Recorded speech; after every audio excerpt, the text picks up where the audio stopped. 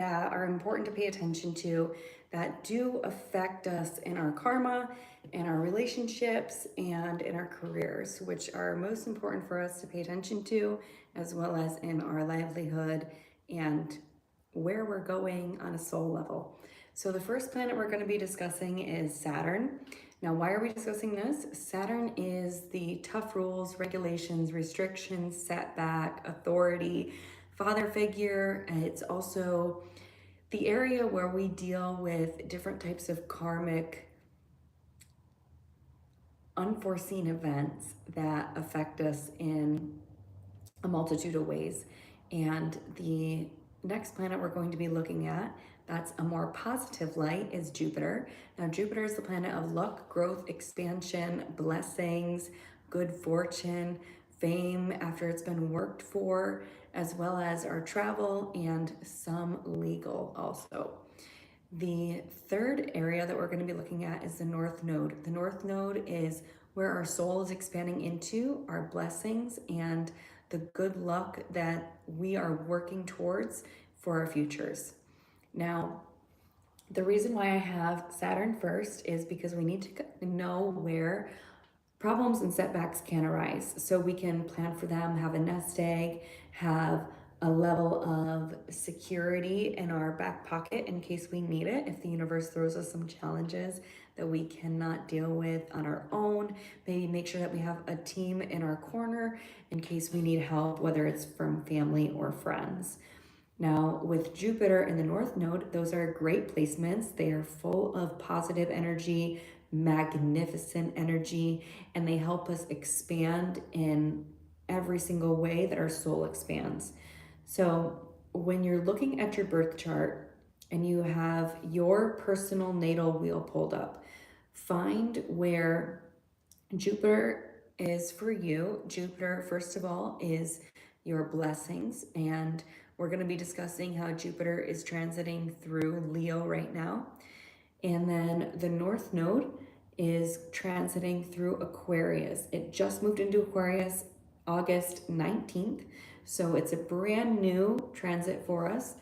And then the Saturn placement just switched into Aries earlier this year, and then is going to be in Aries for the next 2.5 years. So when you're looking at your birth chart, I want you to find the degrees that each of the placements is at. So in each section of the chart, each sign is 30 degrees.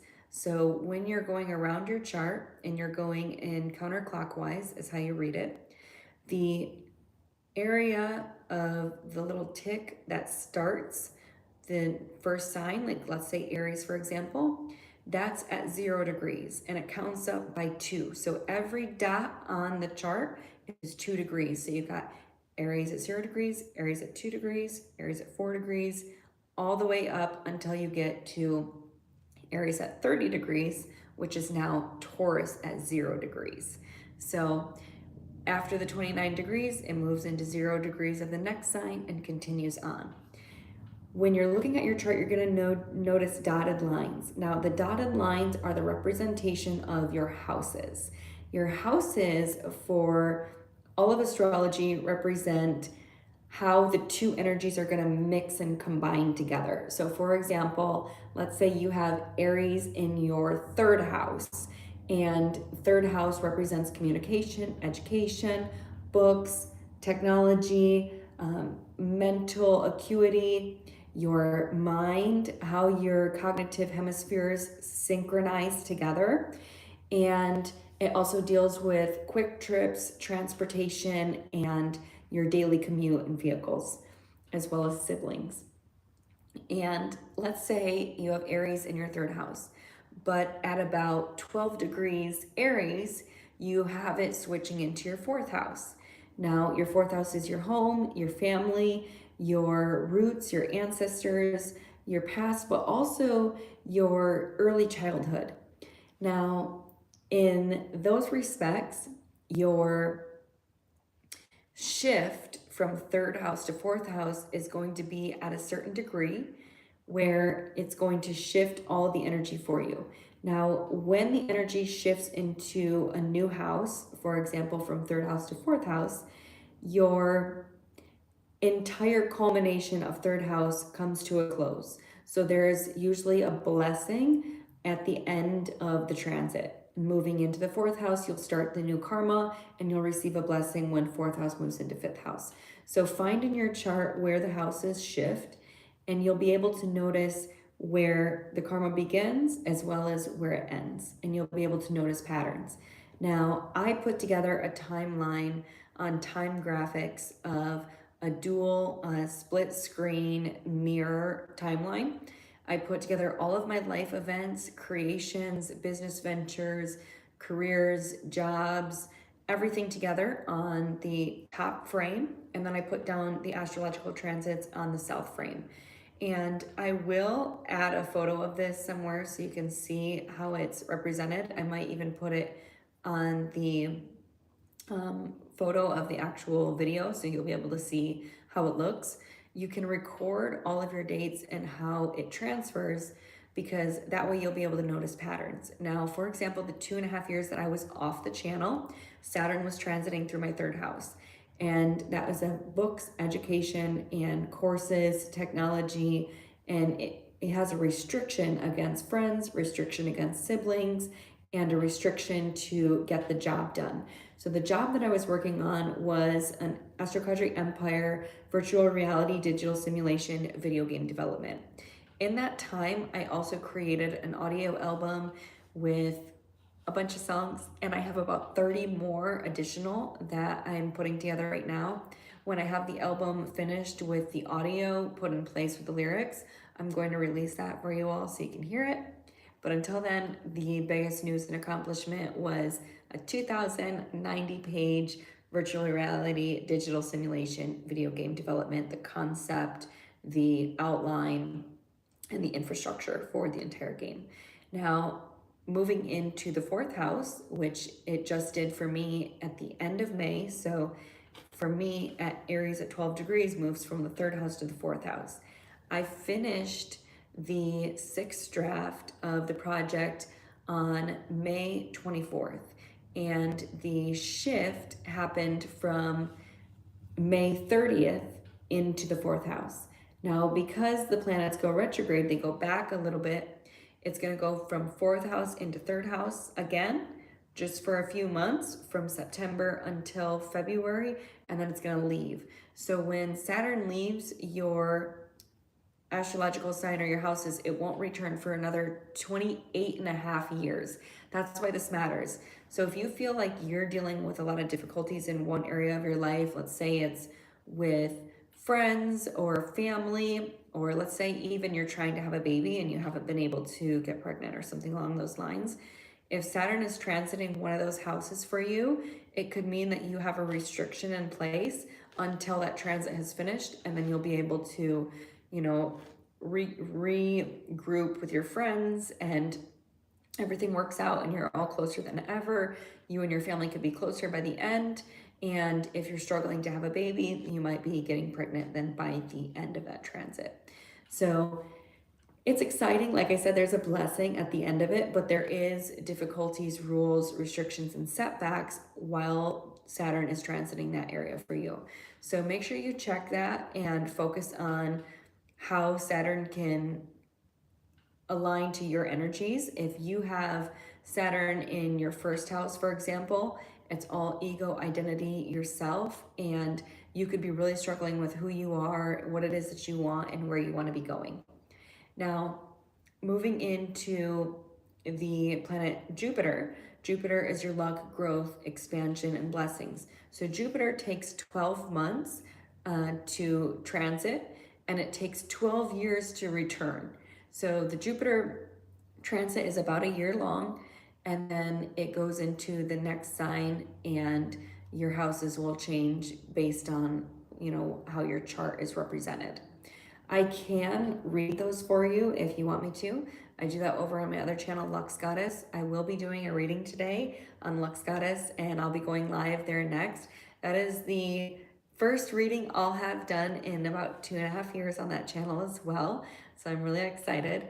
And I'm excited to just kind of work with the energy again and bring some blessings into new energy after such a long time of being away. Now, Jupiter, when it's transiting your planet, you could have some really big opportunities happen for you. You want to be careful to make sure that they're not overinflated, or, someone trying to blow smoke and make things confusing for you. Just know that if you have a handle on it, you can tame the big blessings that are happening for you. Now, the North Node is where your soul is expanding into. So this is where you're going no matter what. You really can't stop it. And the North Node is like, where am I going to be spending the most of my time? Where am I going to be putting my focus? And where am I going to feel the most beautiful, the most aligned, and the most happy? It connects to your soul on a really deep level and makes you want more of whatever it is. So, for example, the North Node is in Aquarius. That's tech startups, online internet, philanthropy, giving back to other people. It's more about acts of service and how you can give to others in a way that's going to be not only benefiting you, but benefiting the collective. It's a universal energy, so it's very large. And when you put out there into the universe what it is you care about, you get more of that and more people that also align to what you care about. So you'll notice if you let's say you start making a YouTube channel, or you have a new hobby. The more that you put that energy into the universe, the more you're going to find other YouTubers, other creators that you want to work with, and you're going to be able to find a new collective friend group in an area or domain you may have never looked before, and you're going to create a new tribe. So that's why it's important. You want to get started with it right away. This shift just happened in August 19th of 2026. So it was, a couple of days ago, less than a week ago. It was last Wednesday, and today's Sunday that I'm recording this. So pay attention to that, all right? Really look into the North Node and where it's aspecting in your chart. Do a little Google research to figure out how the houses and the astrological sign that it's in for you are going to merge together and make an impact. Right now, with the North Node in Aquarius, it'll be there for about a year and a half. So we're going to be having some really big expansions through a technological platform. You're going to notice a lot of tech startups really take off and have a great beginning in a really quick way. You'll notice that people who start their startups in this period will have really big results in the next year and a half, 2 years. The advancement with AI is also going to be taking place and growing at a rapid rate. You're going to notice a lot more platforms, softwares, education, schools are going to be using it, and they're going to have different programs for all of the different career platforms like they already do. So pay attention to that. Pay attention to the new technology that's arising and how philanthropy is going to be using that to give back and pass some rules and restrictions that are going to maybe halt a little bit of our aggression energy, or we could feel frustrated if we're not understanding technology right away. But at the very end of the transit, we're going to be realizing how to integrate the softwares, the systems, and the technology processes with the community and people who don't necessarily know how to utilize technology in the highest way. Now, the reason why all these matter, like I said, I've studied this for about 7 years, and right when an astrological transit enters, the karma begins, and then when it leaves, the karma culminates. When the astrology transit is in retrograde, it returns to close out a problem or a difficulty you've been struggling with, and then when it moves forward again, it's ready for the next batch of lessons that it has to deal with and the next batch of exciting activities. So pay attention, make a chart. It's pretty beautiful to see the synchronicities of the universe I mean, it is to a T, on the dime, accurate to timelines. And if you're somebody who cares about knowing how to deal with struggles and difficulties, I'm going to give you a little bit into my experience when I went through the third house. When it first entered my third house, my GLK went down the differential, the drive shaft, and transmission all at once. I was working on a project and, pushing the car pretty hard.